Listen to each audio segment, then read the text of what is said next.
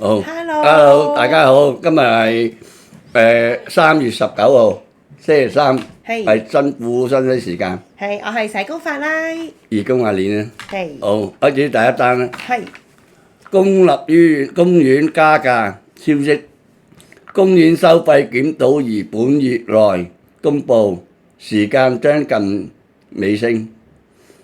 公立醫院收費檢討已有一段時間，醫務衛生局長盧寵茂早前表示檢討已進入最後階段，將在上半年落實方案。據了解，政府有意在本月內公佈，時間將貼近月尾。盧寵茂3月14日見記者時表示，醫療改革收費改革是其中重要的一環，要考慮資源精準幫助有需要市民。希望今次收費改革考慮本身成本，市民亦有合理共負，也會考慮資源運用的優次，達至市民可承擔程度。他特別強調，今次收費改革亦期望提供醫療保障，對於急重危疾病人會加大保障，會將額外收入全數投入醫療服務，令他們不至於大病變窮變貧。又強調政府對醫療承擔不會改變。被問及消費消息指部分服務實施逐項收費，包括電腦掃描和磁力共振，盧寵茂指出，電腦掃描、磁力共振等項目需求不斷上升，輪候時間越來越長，會考慮市民共付費用。他強調，現時政府資助達100%，門診電腦掃描、磁力共振是完全免費嘅，會造成一定程度的過度使用。又強調調整專項收費方向是合理，而急症或住院病人在緊急情況下進行相關檢查，不會再令人心肺。只要針對門診病人，強調急症室病人基本上會適時進行相關檢查，不存在輪候時間或收費問題，會繼續維持相關檢測服務免費。盧寵茂咧有強調咧，今次嘅調整係針對資源運用咧，會唔會造成有浪費嘅情況？例如藥物有改善嘅空間啦。當局咧希望通過收費咧改革，令到相關嘅浪費減少嘅。被問及咧門診收費方面，咁佢就話咧門診收費調整咧好重要嘅導向意義，重新收費改革係醫療改革嘅一部分，喺發展基層醫療嘅時候咧，都希望市民明白啦。喺整個醫療服務嘅流程裏面咧，家庭醫生門診只係第一步，喺有需要嘅情況之下咧，先至去尋求專科嘅治療嘅，唔應該好小事咧或者好少嘅病咧就去尋求帶專科進行治療。所以咧喺訂立門診收費嘅時候咧，需要有導向性，希望咧利用收費令到病人喺就醫方面咧嘅習慣改變啦，從而能夠咧去善用呢啲嘅醫療資源嘅，唔單即係唔好就浪費呢啲資源啦。咁佢強調咧資源唔係淨係金錢方面啊，而係醫療嘅專業人員方面都個資源其實都係好有限嘅。早前咧有消息就話咧政府咧有意調整呢個急症室嘅收費，以及咧考慮將磁力共振啦同埋電腦掃描等等嘅部分服務咧就改為咧逐項收費嘅。好，咁係一種你個急症室未啊？去過嗰陣好耐之前去過，100蚊啦，人生都去過一次啊！急症室。去急症室睇咧，一般好耐㗎，要睇成8個鐘頭啊，8個鐘頭啊。係啊，唔係，即係你可能預備定一張被喺嗰度坐度瞓。所以一般，如果急症室係夜晚啲，一般我哋好似我哋啲人咁咧，出邊有醫生睇咯，你差唔多價錢嘅。門診咧係幾好嘅，不過真心嘅政府嘅普通科門診係好難 book。係啊，唔係嗰啲係好難 book 啊！呢啲係咁樣就平啫。係真係即係我覺得政府嘅資源唔係唔好㗎，你一般但係資源太好嘅好難關係，真係好難 book 門診。好啦，係跟住到即係我覺得有時未必真係要去到睇急症嘅，咁可能你有私家門診嗰啲，我覺得睇私家門診都可都以嘅。近一百，我想有講我你講。我上個星期就係睇私家門診，我睇過扁桃腺發炎，我睇咗600蚊。幾多？600蚊啊，哇真係貴我啊！同朋友講嘅時候，喂，我哋樓下即係樓下我屋企，即係正我屋企樓下嘅一間私家診所，可能係300蚊到嘅。係啊係啊，咁但樣唔會係我話我啊。翻到嚟就係佢閂咗門，我先去隔離村嗰間睇。喂，佢夜啲啊真佢唔係啊，其實開多1個鐘啫嘛。不過冇睇逼住7點睇咯。零鐘啦，即係一般都係。我屋企樓下嗰間7點鐘已經閂咗，跟住佢隔離村嗰間咧就收9點定唔知8點半。嗰啲或者貴啲，嗰啲夜少少嗰啲貴啲。跟住啦，我赤到，我又 book 唔到政府門診啦。第一，即係政府門診嘅夜診仲要係有限定係即唔係好多我去沙角村嗰度嗰間一間咧個醫生好啊，都係300零蚊度啦。一間咧嗰個另外一間嗰個咧就貴啲啦，500-600最少500以上。嗰啲人嗰個又真係好貴啊！佢少人同埋開得夜少少又貴啲嗱，我覺得唔嘅。係有啲私家門診係好夜嘅，夜診都係去到夜晚12點啊啲都可以嘅，有啲有嘅。喺我屋企附近，即係第二個區有啦，有間叫夜診嘅，真係夜晚先開。應該一般唔係急症室，應該係夜晚先多人啫。佢點解夜晚？應該政府咧有好多夜診嘅，咁你要公佈好多人識夜診嘅，每個區都有。唔係每區都有㗎。一個大區起碼有2間嘅，好似大圍有啊，你轉咗出嚟啊。私家門診定咩先？私家門診，夜診。唔係真係區都有，我嗰日因為佢有我即係佢公佈好少我睇啊，我意思睇嘅都係10零間貼咗出嚟，你即係冇冇宣傳，你明嘛？係啊，冇宣傳你話。 24小時嘅門診，即係夜晚有嘅門診都真係唔係。冇宣傳嘅。即係佢鼓勵大家唔好嚟急症，所以貼咗啲夜診喺度係咪？係啊，有幾間。哦。嗰啲係貴少少㗎啦，嗰啲。啲點解咧？人哋夜晚開通宵啊嘛，差唔多係咪先？一定係貴少少㗎，比平時嗰啲3幾百啦。貴唔係貴好多咋？我另一100零蚊咯。貴多100蚊。係啊。我覺得我俾得到嘅，即係值嘅。即係如果夜晚真係有需要嘅時候，真係。我爸唔中意入醫院㗎嘛，我爸老人家唔中意去醫院，咁跟住嗰日好唔舒服，咁即係咁啱佢又係假期嗰啲啦，診所冇開啦。醫生多數唔開㗎，假期嗰啲。24小時嗰啲夜診咧有開喎。有㗎。係啦，咁我哋就衝落去。佢主要做夜晚嘅。佢唔係開24嘅，佢唔知開到。佢幾個醫生嘅。公眾假期嘅話佢啲好似有啲診所幾個。1點就唔開啦。幾個醫生轉嘅輪流嘅，好似急症室都係㗎。係啊。你大過嗰啲急症室醫生得1兩個醫生㗎。跟住嗰啲要上樓巡完先落嚟做㗎，所以你有排等㗎呢啲啦。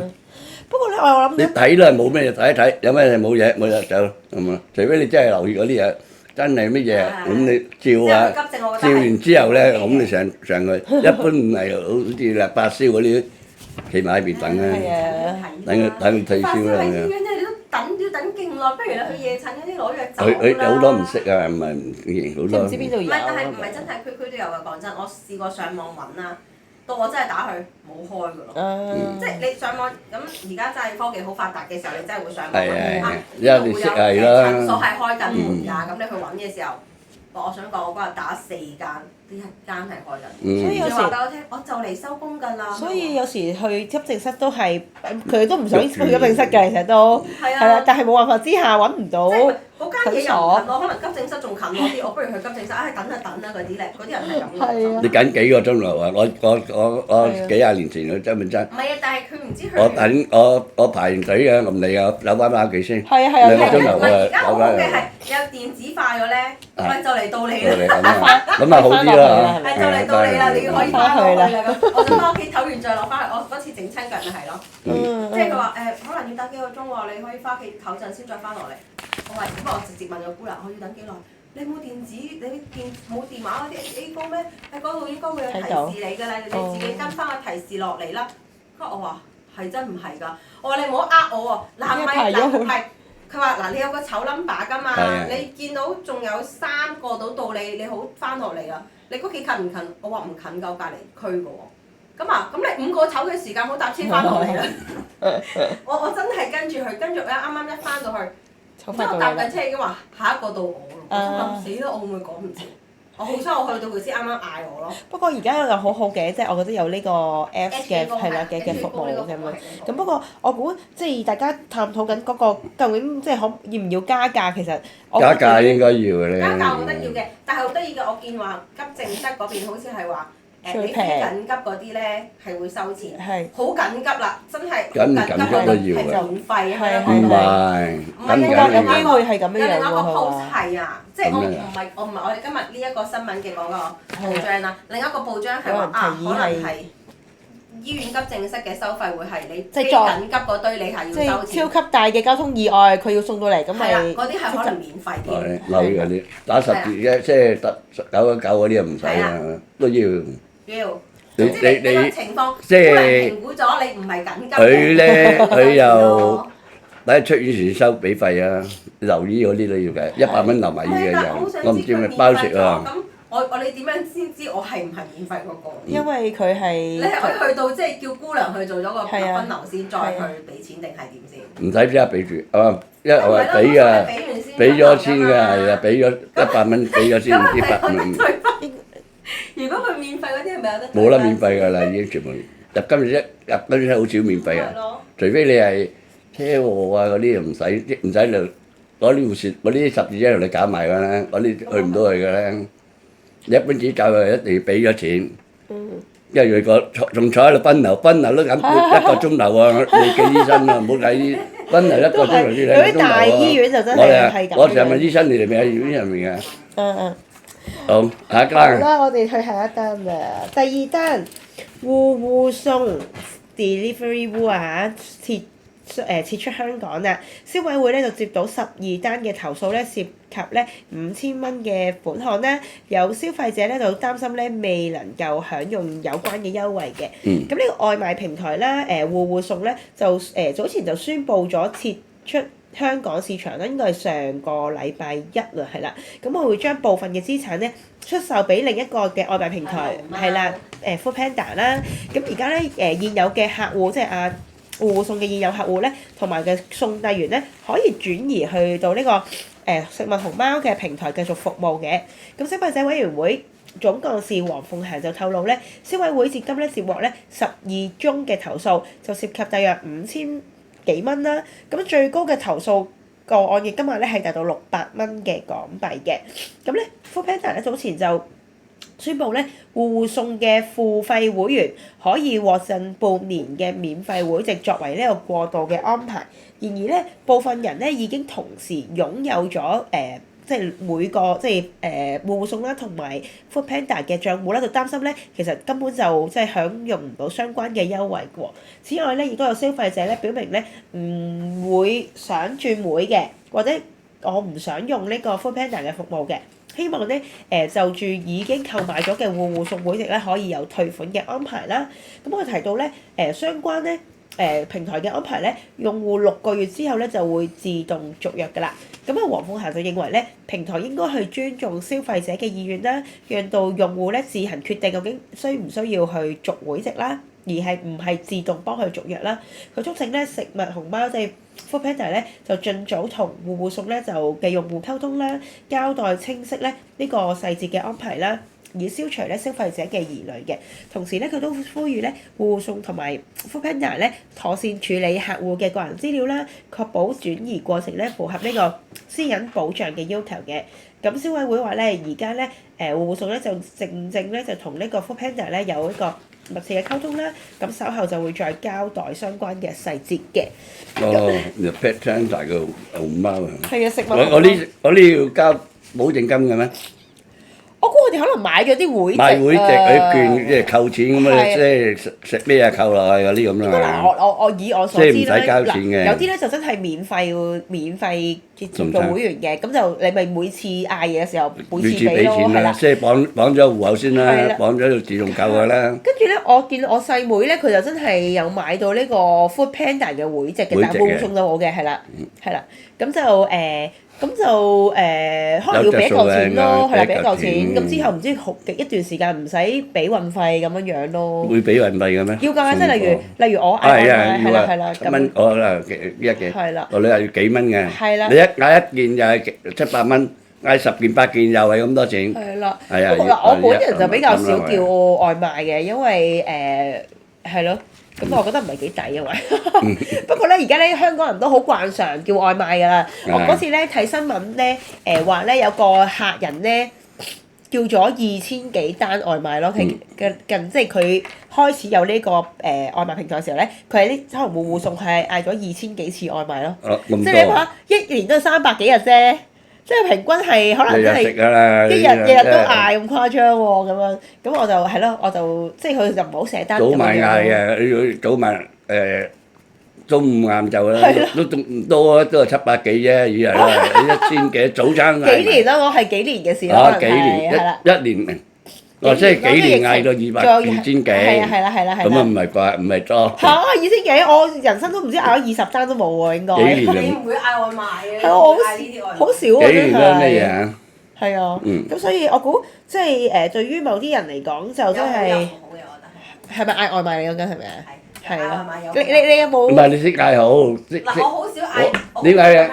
我我屋企冇煮飯，我自己買嘢翻嚟食。我都係買飯，成日咧買飯盒。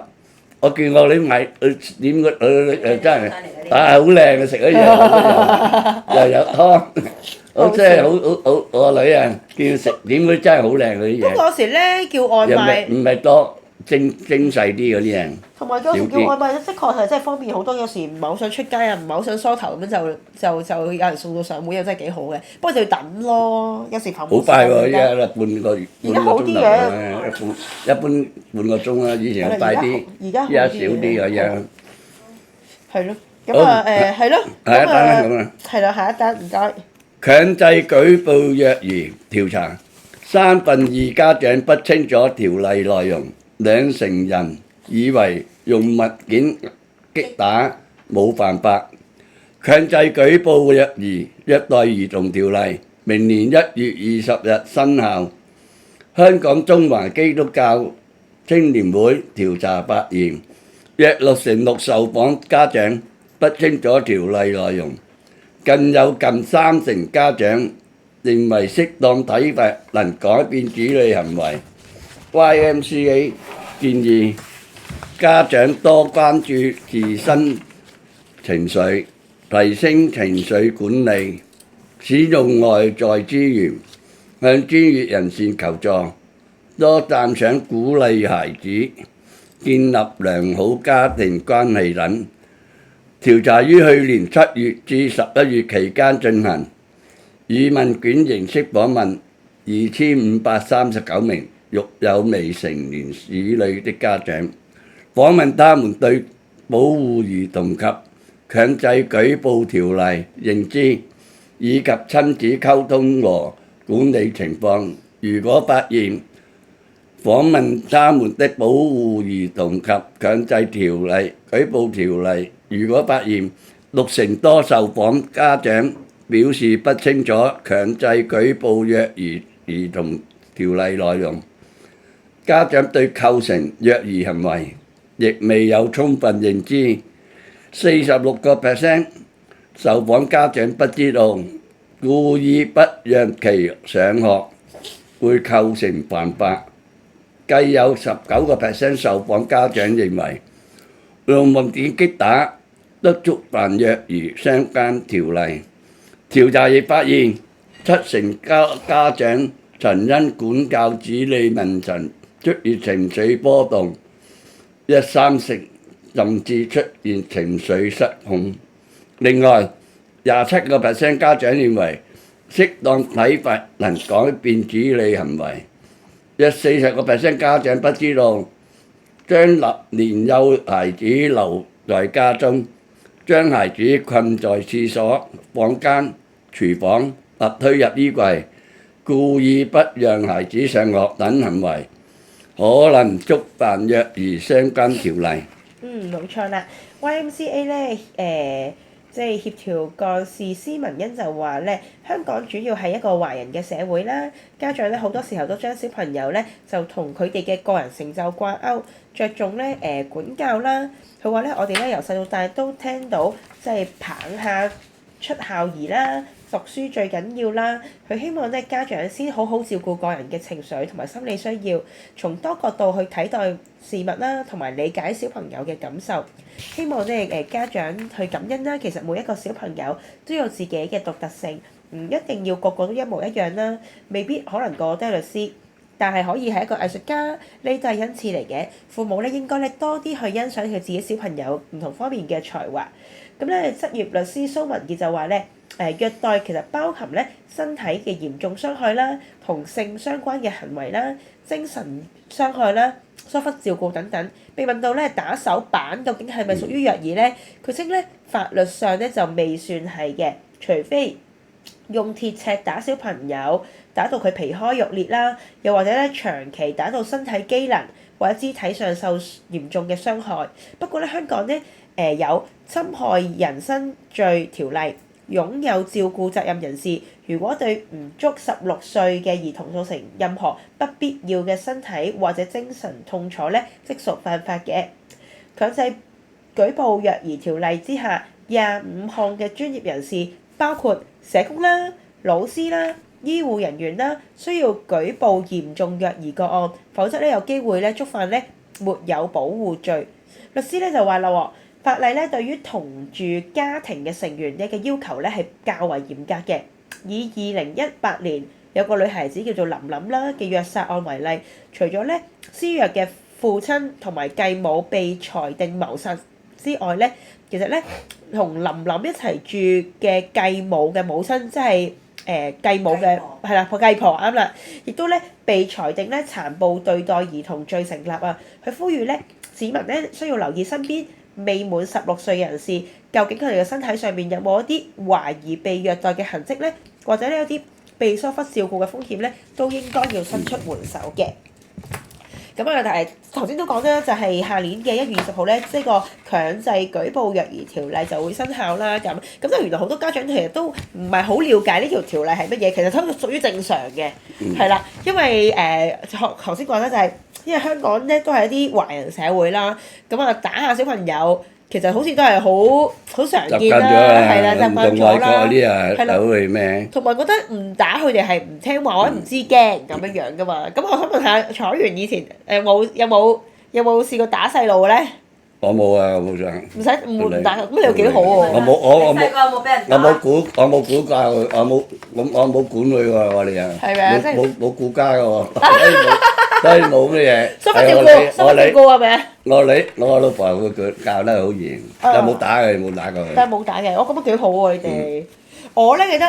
我細個老豆冇打過啊，我老豆打咗2次。係咪啊？咁都唔多喎。唔係好多。我想講我都俾我媽打過喎。我哋嗰啲好似領咗英文，我哋習慣咗細個嗰時，依家唔同，依家你唔好喐佢啲嘛，你鬧佢都鬧佢，你一地你都死啊！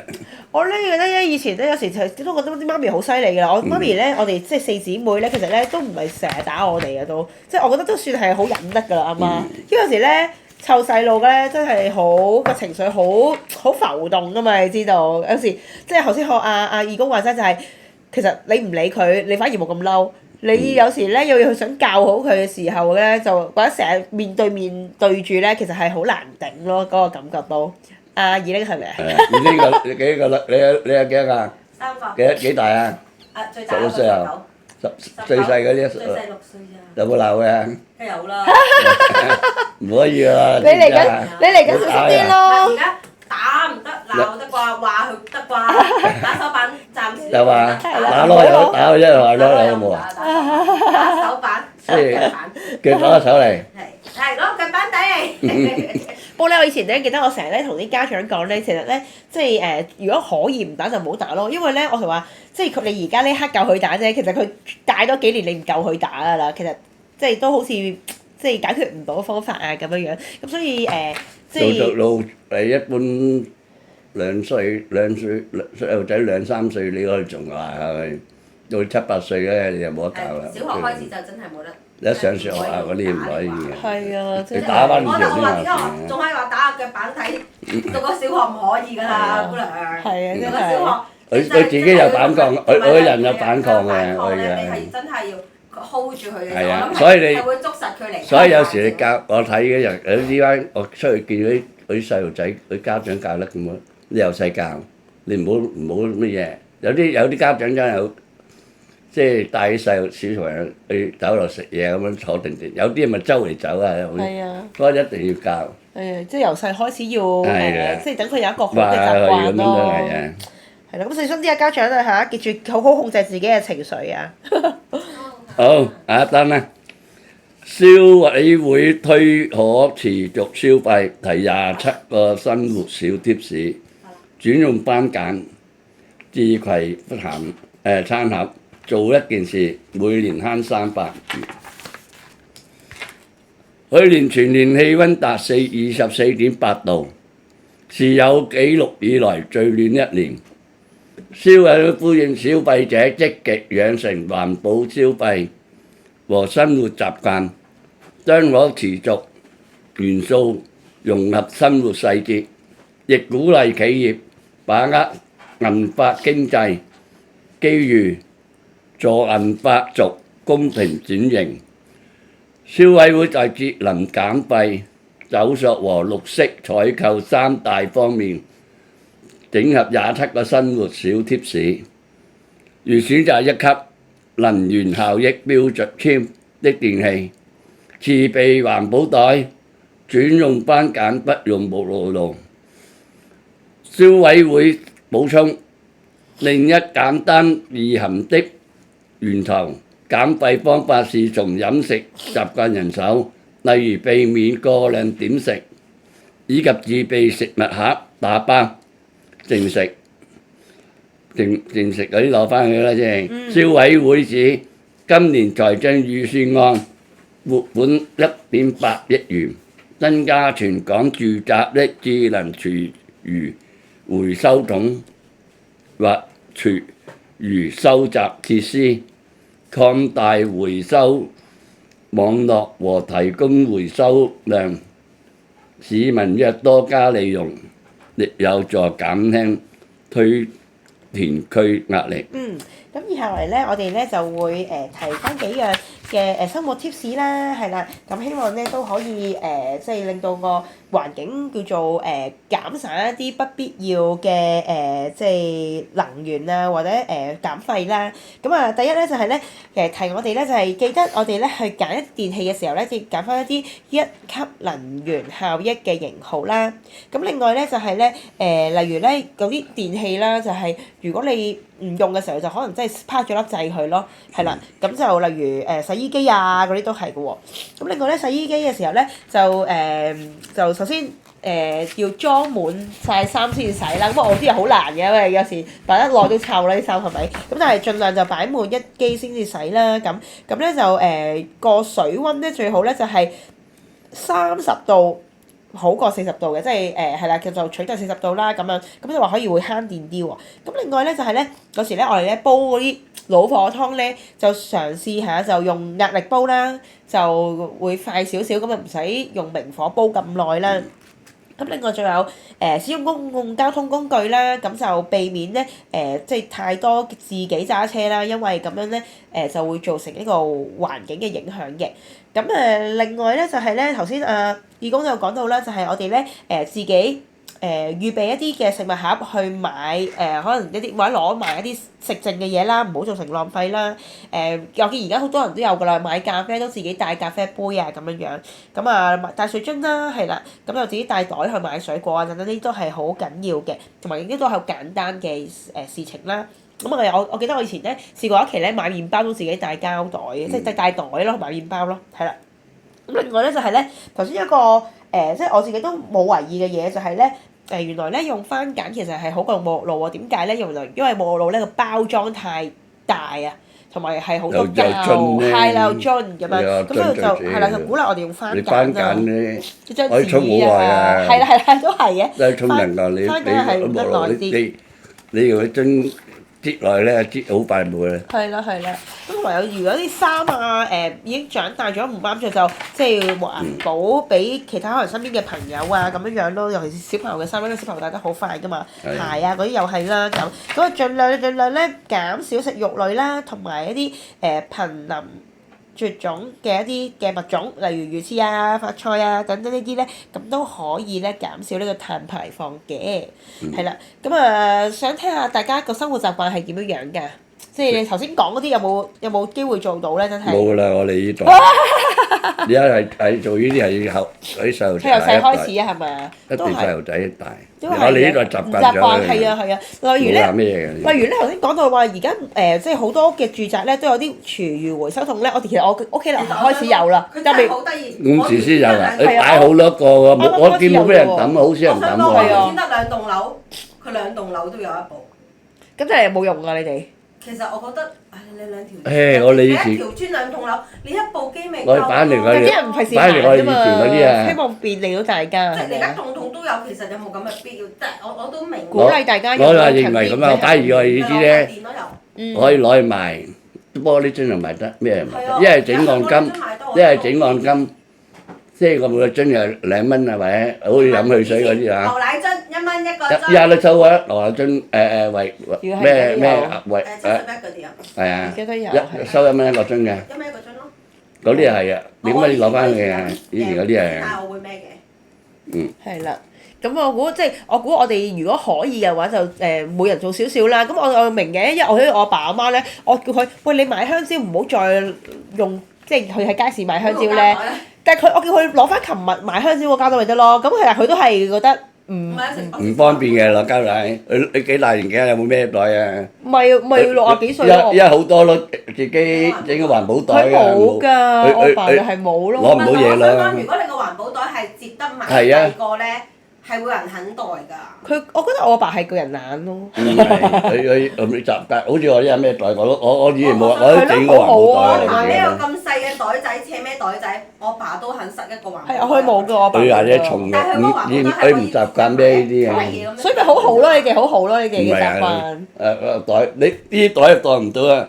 係啊。荷包、電話咁樣嗰啲一包煙咁樣，邊有兩個袋邊度載到嘢啊？特別荷包，特別荷包嘅手機啊，你坐落去跌啊，當佢跌咗錢，你依家咪孭住又唔同啊嘛，孭住嘅呢啲。係啊，贊成，我都贊成係要就係環保袋。我都冇諗過我爸爸一個大男人竟然帶環保袋出街係咪？孭環保袋，因為平時我同佢去睇醫生，佢好多藥要拎嘅時候，哎呀冇攞袋喎。佢本身有平時有袋。我本身有個書包，我話我書包都未必執得落，大佬都係環袋定環保袋。跟住我就自此之後，我有一次好似係跟中心出去一啲活動。你睇醫生攞藥啊嗰啲個袋係環保袋。我梗係要環保袋，跟住咁啱佢有個好細個嘅手抽袋仔，都裝唔到咩？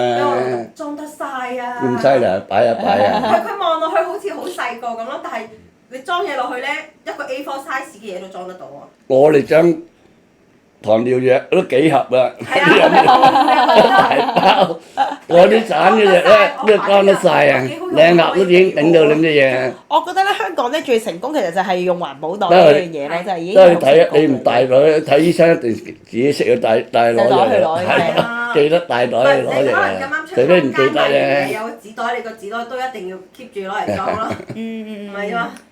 好啊，咁啊，希望大家養成一個環保，係啦，養成一個環保嘅習慣咧，咁啊，希望救救地球啦，係。好，係啦。財長會員。係啦，咁我哋今日就去到呢度咯喎。好啦，好啦。好啦。係咁樣。再見啦。下個禮拜。拜拜。